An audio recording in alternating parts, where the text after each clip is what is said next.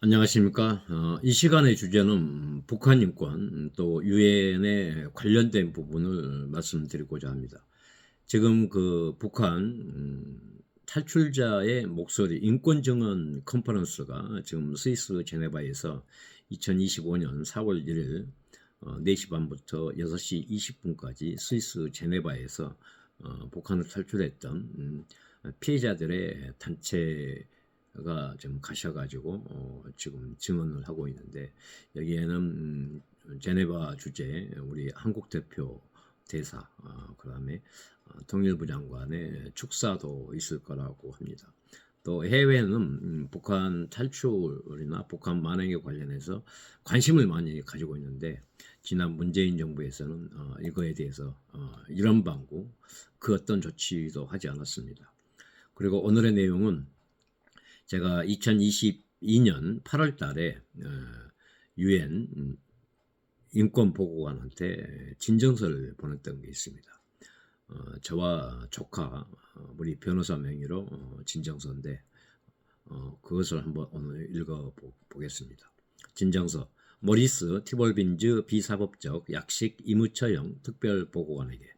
안녕하세요. 우리는 2020년 9월 22일 북한군에 의해 죽임을 당한 해양수산부 공무원 이대준의 친형 이래진 그리고 조카 변호사 김기훈입니다. 2020년 9월 22일 북한군은 대한민국 서해에서 실종된 해양수산부 공무원 이대준을 발견하자 코로나 바이러스의 전염을 우려하여 총살을 시키고 불에 의해 태워서 죽였습니다. 이렇게 북한군에 의해 죽을 때까지 6시간 동안 구조할 수 있는 시간이 있었지만 대한민국 정부는 어떠한 구조 조치를 하지 않았습니다. 대한민국 정부가 이대준을 구조할 수 있었던 6시간 동안 정부는 무엇을 했는지를 파악하기 위하여 2021년 1월경 문재인 전 대통령 시절에 청와대를 상대로 정보 공개 청구 소송을 제기하였습니다. 그 후 2021년 11월 법원은 청와대가 유족에게 이대준을 구조할 수 있었던 6시간 동안 정부 조치에 관한 정보를 제공하라고 판결을 하였지만, 청와대는 유족에게 정보를 보여줄 수 없다고 항소하였습니다. 대통령 기록물법에 따르면 대통령이 퇴임하면서 어떠한 정보에 대한 대통령 기록물로 분류하여 15년 또는 30년 동안 비공개 처리를 할 수 있는데, 이 법을 악용하여 2022년 5월 9일 문재인 전 대통령은 퇴임하면서 법원에서 유족에게 공개하라고 한 정보를 유족이 볼 수 없도록 대통령 기록물로 지정하여 비공개를 처리하였습니다. 그동안 유족은 북한군에 의해 이대준의 죽음이 은폐가 되지 않고 국민들로부터 잊혀지지 않도록 하기 위하여 윤석열 대통령에게 끊임없이 호소하였고, 유족의 목소리에 귀 기울여 주신 윤석열 대통령은 2022년 6월 16일 문재인 전 대통령 시절에 항소를 제기한 정보공개 청구 소송의 항소 재판을 취하하여 유족의 1심 승소 판결 확정이 되었습니다. 그러나 인권과 알 권리를 존중하는 윤석열 대통령의 노력에도 불구하고 유족은 문재인 전 대통령이 퇴임하면서 대통령 기록물로 지정하여 비공개를 처리했기 때문에 아직까지 정보를 취득하지 못하고 있습니다. 그 유족은 민주당 당대표인 우상호 국회의원을 만나서 유족이 원하는 정보를 공개되도록 국회에서 의결해달라고 요청했지만 지금까지 무응답으로 일관하고 있습니다. 2020년 9월 22일 이후부터 계속하여 킨타나 북한 인권보고관은 문재인 정부가 유족에게 정보를 제공하라고 말했지만, 문재인 정부는 유족이 원하는 정보를 감추기만 하였습니다. 그러다가 2022년 6월 28일 킨타나 유엔 인권보고관은 이대준의 친형 이래진과 김기훈 변호사와 면담을 하였고, 이 자리에서 킨타나 유엔 인권보고관은 그동안 문재인 정부를 상대로 투쟁한 점을 높이 평가했습니다. 그러면서 킨타나 보고관은 김기훈 변호사에게 유족이 문재인 정부를 상대로 어떤 과정으로 투쟁하였는지, 유족이 얼마만큼 정보를 원하는지를 기재하여 비사법적 약식 이무처형 특별보고관 앞으로 서한을 보내는 것을 권유하였습니다. 아무리 호소를 하더라도 이대준이 살아 돌아오지 못하는 사실은 어느 누구보다 유족들은 잘 알고 있습니다. 그러나 아직까지 유족은 국가가 국민을 살리기 위해 무엇을 했는지, 국민이 생명의 위협을 느끼는 순간 국가는 무엇을 했는지를 알고 싶어 합니다.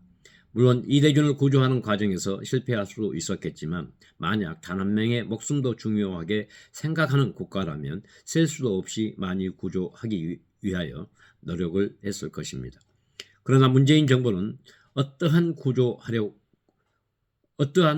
구조를 시도조차 하지 않았습니다. 이 점을 공문서로서 명확히 밝히기 위하여 유족은 정보 공개를 해달라고 요청하였지만 문재인 정부는 이 정보를 숨겨왔습니다.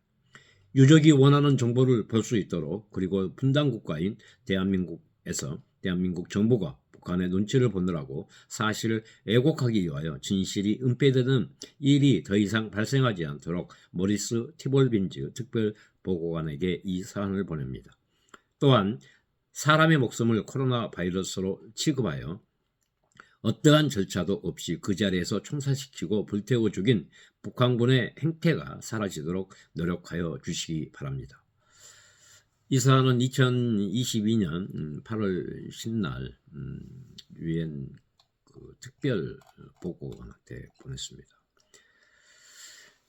저는 그동안에 유엔의 인권 보고관들을 여러 사람을 만나 뵙고, 또 이제 비사법적 약식 임무체형 특별보고관에게 또 서한까지 보냈고, 또 북한에 관련된 만행, 그때 당시 또 문재인 정부의 악행들을 제가 끊임없이 외부로 알려왔습니다.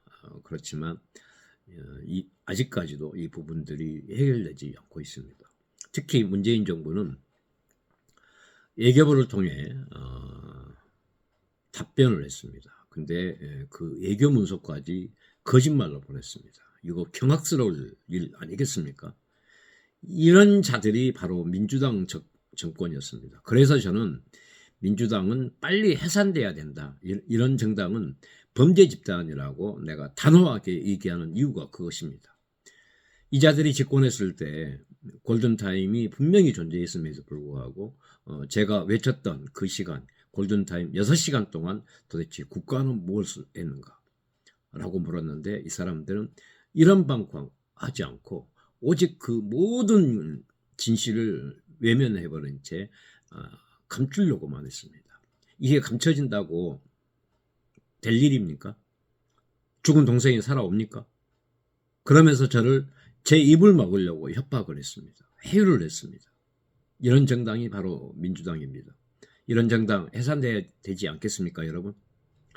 하지만 수많은 국민들은, 또 우리 구독자나 시청자 여러분들께서는 제가 이 영상을 이렇게 피눈물 나는 영상을 이렇게 만들어 올리는데도 불구하고, 물론 제가 부족한 면이 많습니다만은 그 영상 재생 시간이 그렇게 길지가 않습니다. 그냥 짧게 그냥 보는 식만 하고 그냥 아주 짧은 영상만 보시더라고요. 분석을 보면. 정말로 호소드립니다.